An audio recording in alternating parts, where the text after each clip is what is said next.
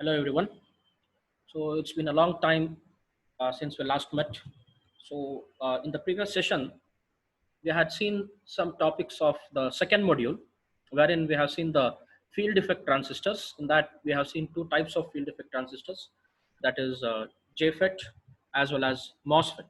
Right. So we have seen the construction and the operation of them, and also some of the applications, right? Uh, then we have also seen the characteristics and parameters of the JFET and MOSFET. So one more topic was remaining in that second module, a small topic that is on silicon controlled rectifier. So in short, we call them SCR, or it's silicon controlled rectifier.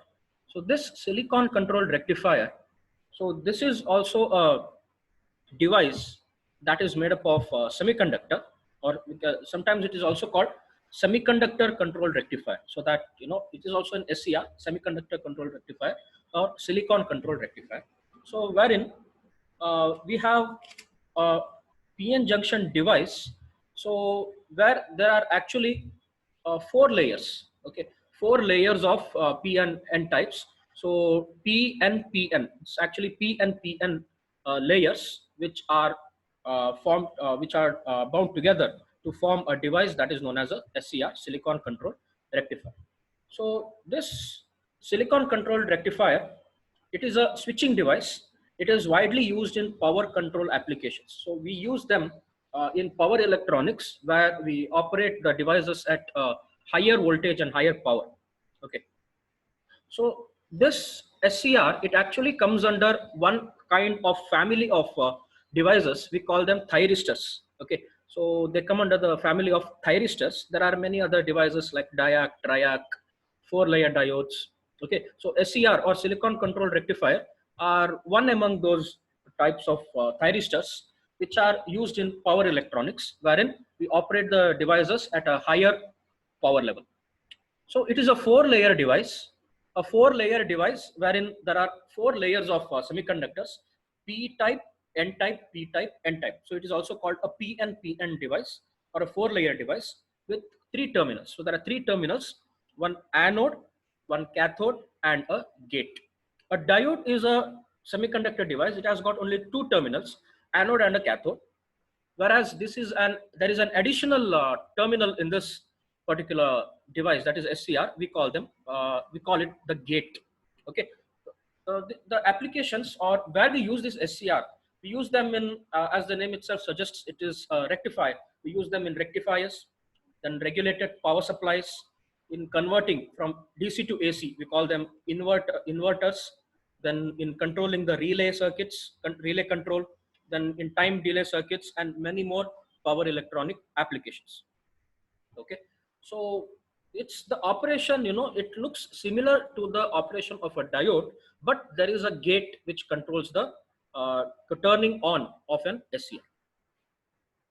Okay. So this is the basic layout of a silicon controlled rectifier. As I said, there are four layers: P type semiconductor, then an N type semiconductor, then another P type semiconductor, then another N type semiconductor. Okay. So the P type is connected to the anode, and N type at the end, the outermost N is connected to the cathode. And in between there is a P type region that is connected to the gate. Okay. So there are four layers, three terminals: anode, cathode, and the gate. And there are three junctions, three PN junctions. This is one PN junction, this is another PN junction, this is another PN junction. So there are three PN junctions. Okay. So the symbol of a SCR is similar to the symbol of a diode. As you can see, this is a symbol of a diode, plus there is an extra terminal that is called the gate. Okay. So at this vertical end of the diode, you show this terminal that is called the gate. Anode means a positive is connected, cathode means it is connected to the negative. So when this is, for it to be forward biased, anode has to be connected to positive, cathode has to be connected to negative. Okay. Even then, what happens is the SCR will not turn on. If it was a normal diode, when you connected anode to positive, cathode to negative, it would be forward biased, and diode would turn on when the voltage, it crossed the barrier voltage, that is 0.7 volts. If it is silicon diode, the diode would turn on and it would conduct exponentially. I mean, the current would increase exponentially. But in this case, it's not the only thing. We do not have just a P and N type, but in between there is another N and P regions. Apart from P and N regions of the diode, we have another P and N regions which become reverse biased when you connect anode to positive and cathode to negative. As you can see here, this N type, it will be connected to positive and P will be connected to negative. So this particular junction will be reverse biased, right? So this, the effect of this reverse bias, it can be overcome by providing a very high potential at the anode, wherein and a very low potential at cathode. Thereby, we can cancel the effect of this reverse bias. That, to provide a very, very high potential at the anode and low potential at cathode, more than the reverse bias, that will become practically impossible. And that is why we are provided with another terminal here as the gate, wherein by applying a voltage here, a higher potential here, we can nullify the effect of this reverse bias. Okay, so by applying a positive voltage at the gate, we can nullify the effect of this reverse bias. So that is why we have this anode, cathode, and another terminal gate. The current through the anode is IA, current through the cathode is IG. Sorry, current through the gate is IG. So yeah, this is about the basic operation. So it is made up of silicon. It is also, sometimes it is also called a semiconductor control rectifier. In normal use, we call them silicon control rectifier because of high temperature requirement of handling the large current and power. As I said, we use them in large power or high power devices. So to handle that, it is made up of silicon. There are 4 layers as shown in this figure, P and PN, 4 layers. The outer P layer is connected to anode and outer N layer is connected to the cathode. Okay. The P layer closer to the cathode is connected to the gate. The P layer closer to the cathode, this is that is connected to another terminal, that is the gate. Okay. The symbol of an SCR is shown here, diode with another terminal here, gate. Okay. That is the symbol of an SCR. So whenever a forward voltage is applied across the anode and cathode, that is when you apply a positive here and negative here, what happens is no conduction will take place as the middle PN junction is reverse biased. So even though this will be forward biased, this junction will be reverse biased. These two junctions will be forward biased. When you connect positive here and negative here, this junction will be forward biased. Sorry.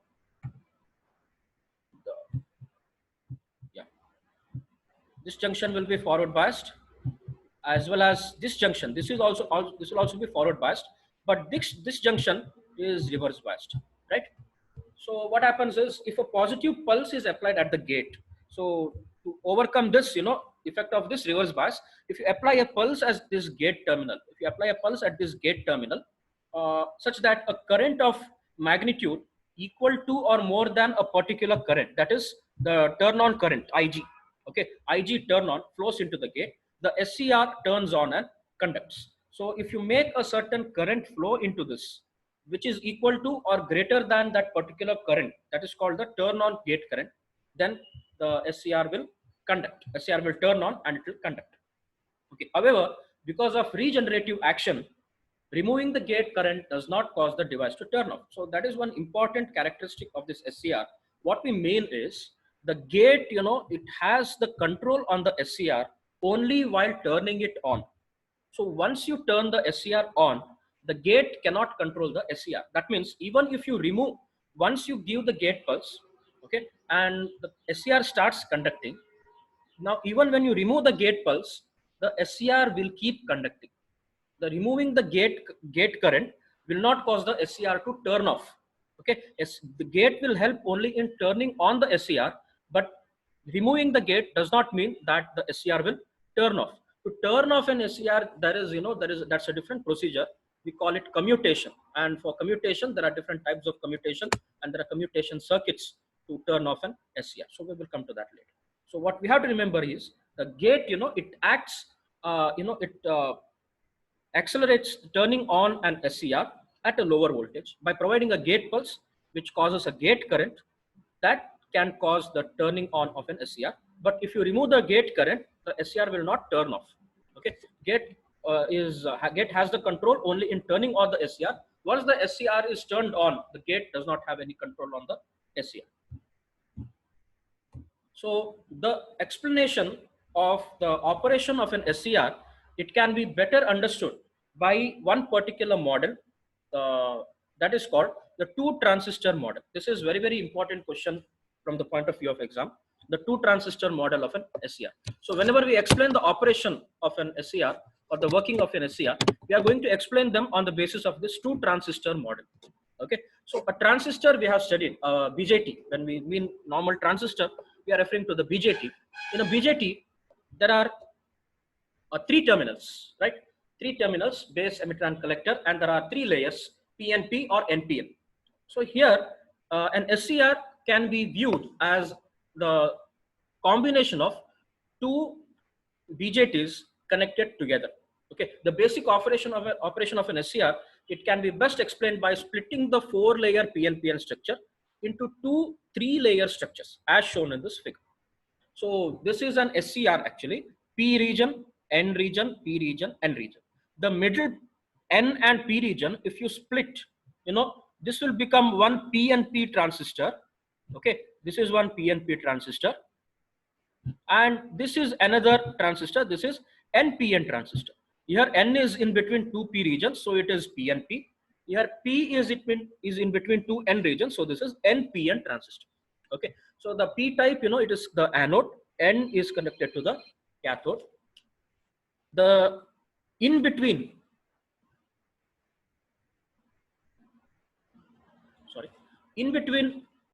P region, it is connected to the gate, right? Here the gate pulse is given, or the gate current, that is this thing.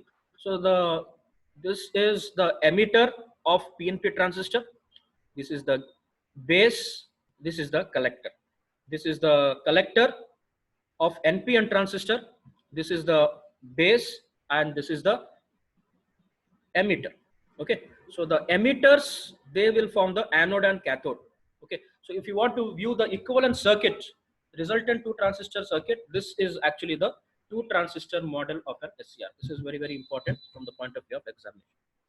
So here what we observe is, here one NPN transistor and one PNP transistor, they are connected together. This is transistor T1, that is PNP transistor.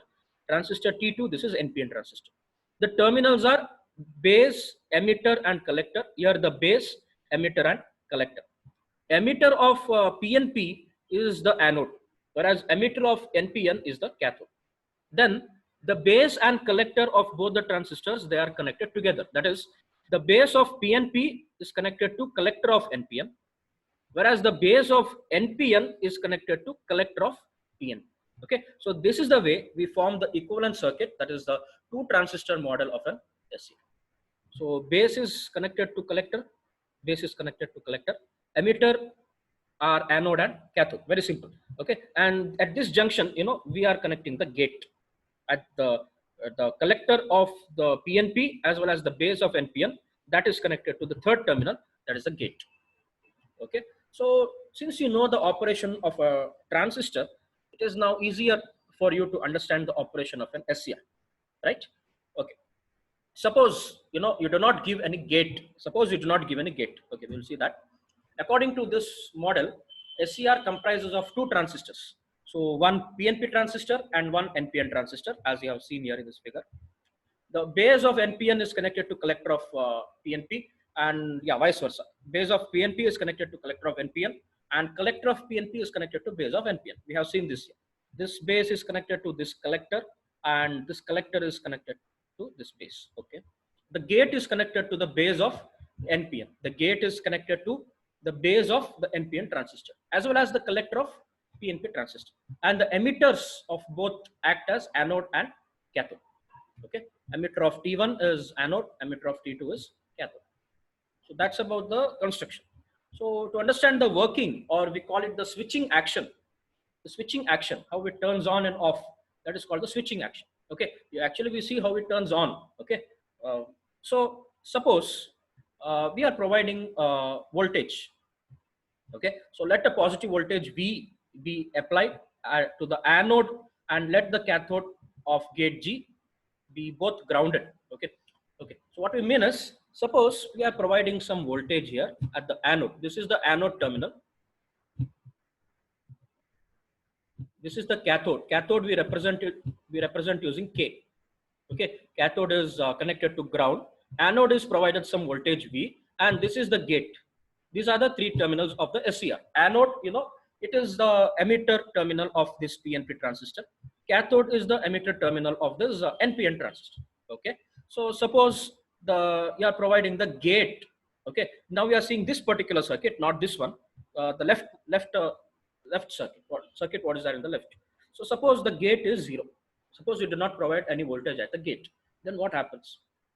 When the gate voltage is 0, okay, if VG is 0, then the same voltage, it appears across the base emitter of the transistor T2.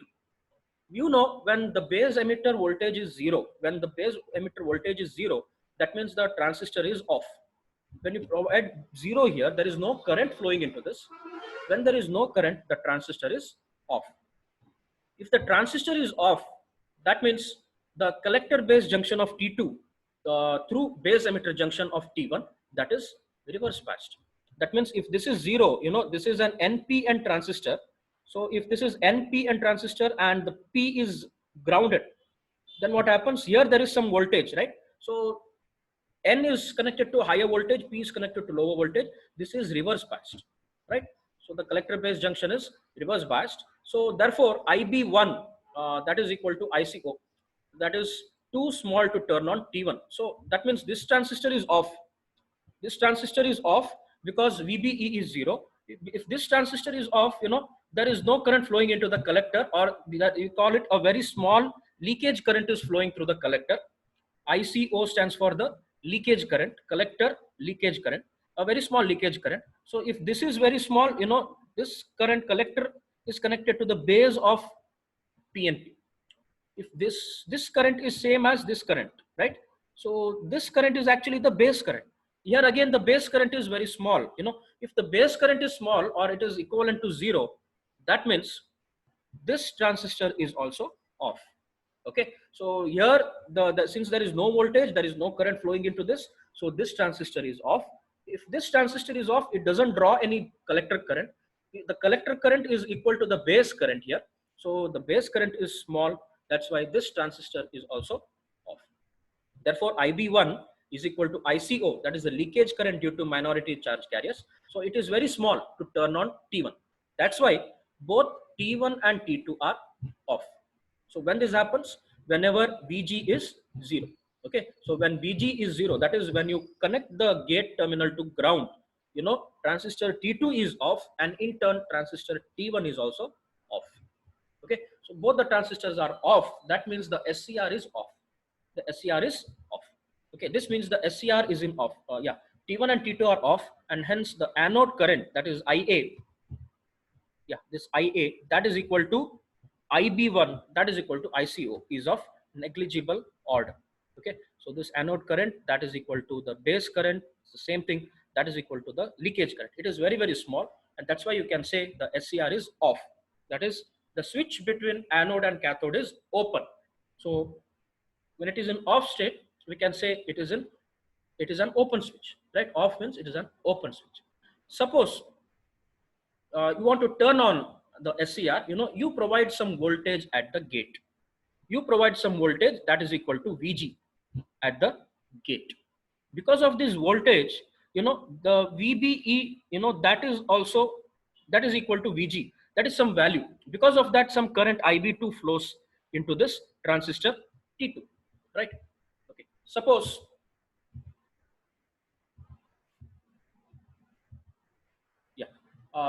ignore this line. Okay. Now let a voltage VG that is greater than 0. Suppose there is a voltage VG that is greater than 0. If it is applied, okay, if it is applied to the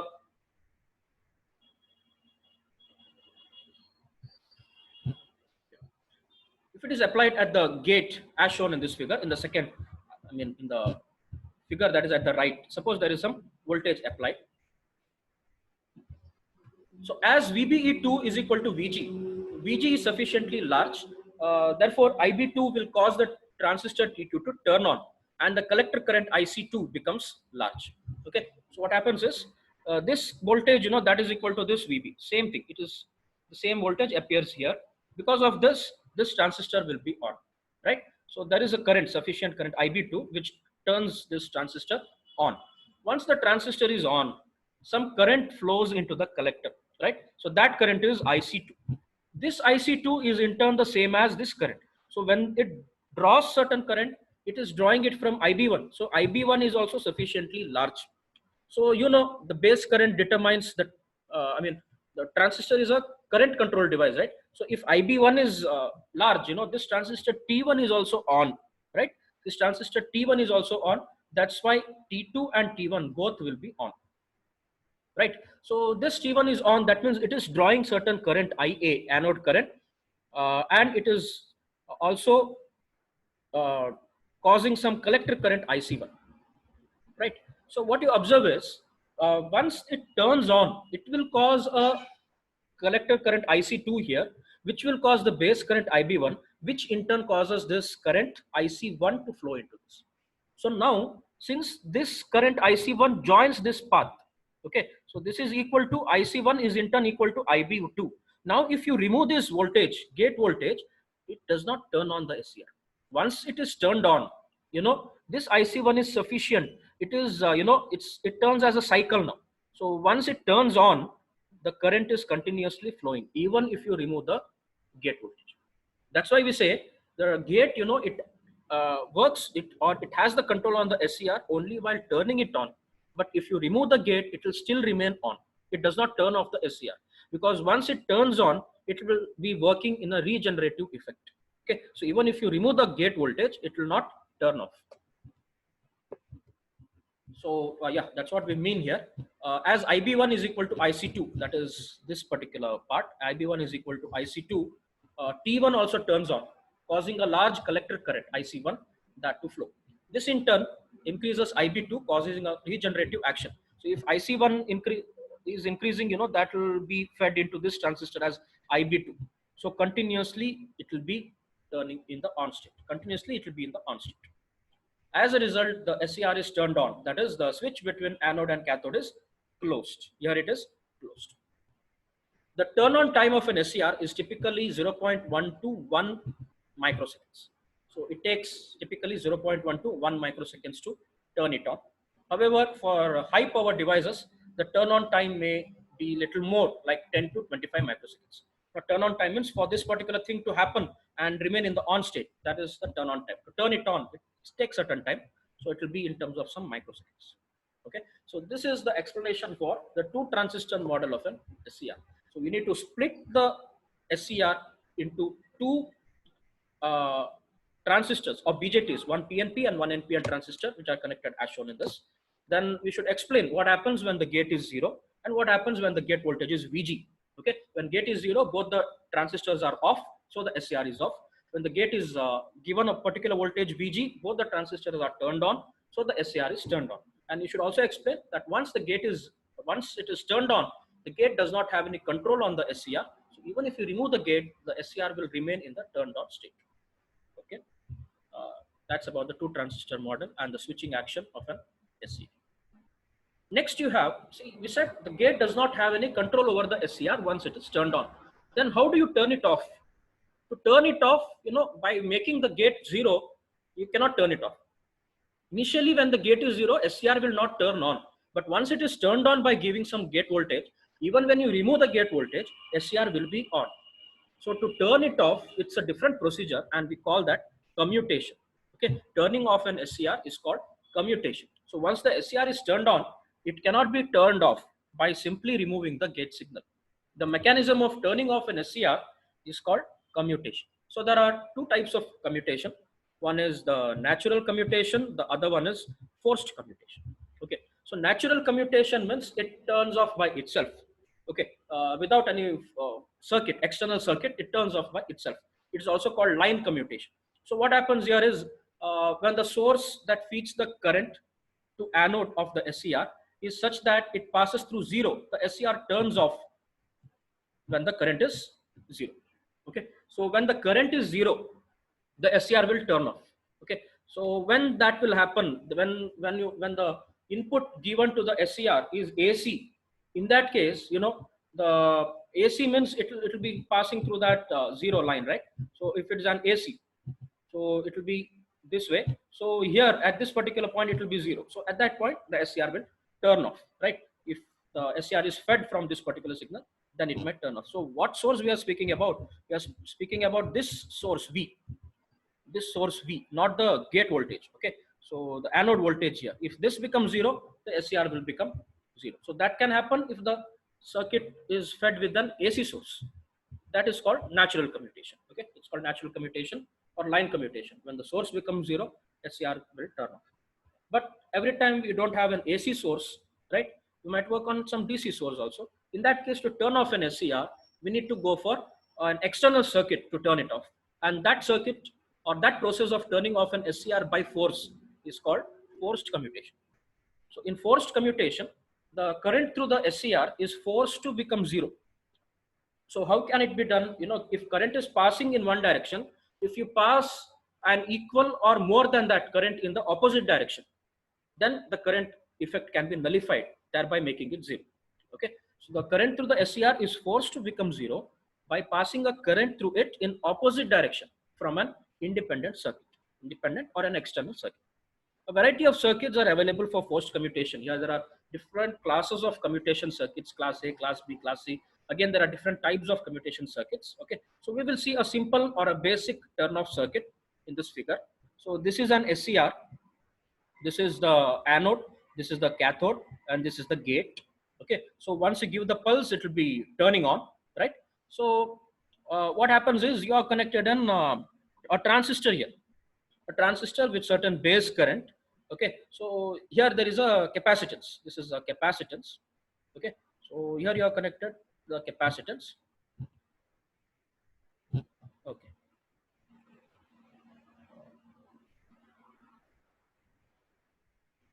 yeah, a transistor, sorry, it's a DC battery source, not a capacitance here, sorry, it's a power supply.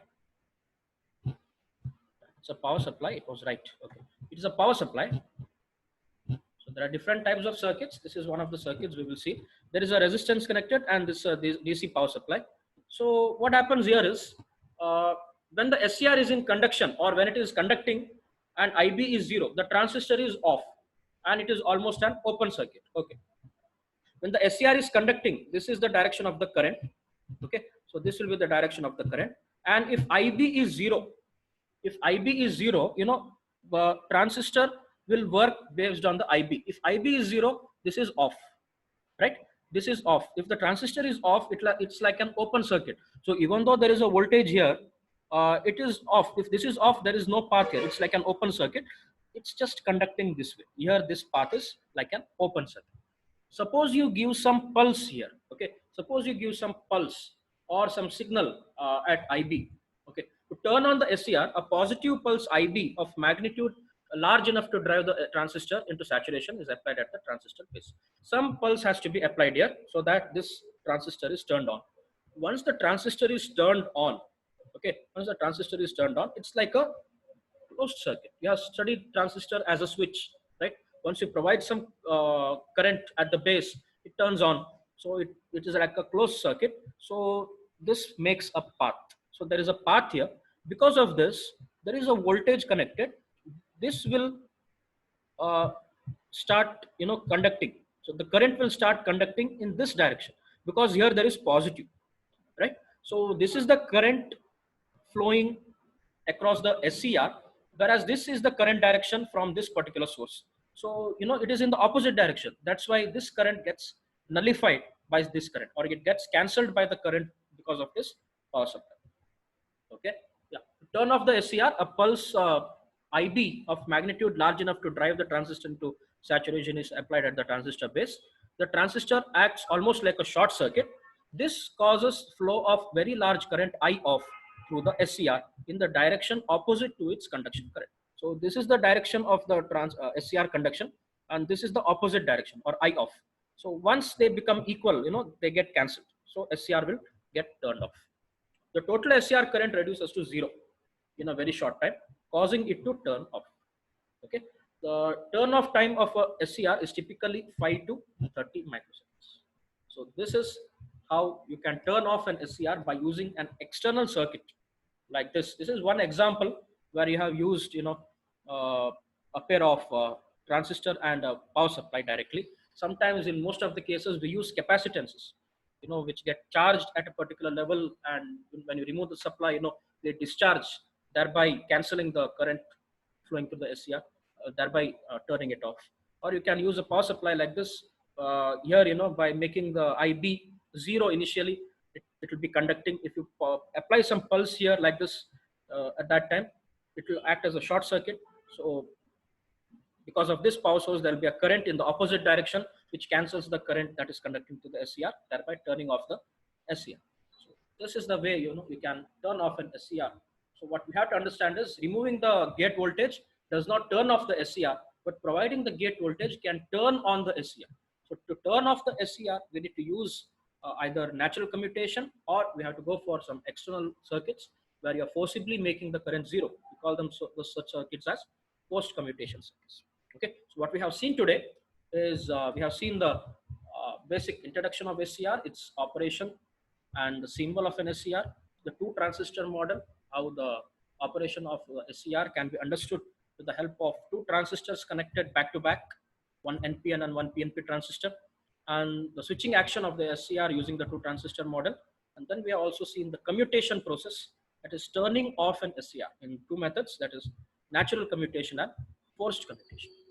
Okay, in the next class, very small topics are remaining. Next class, we will see the characteristics of SCR as well as one application of an SCR. That is a phase control application, we say, one particular application of SCR. Okay, let's stop here.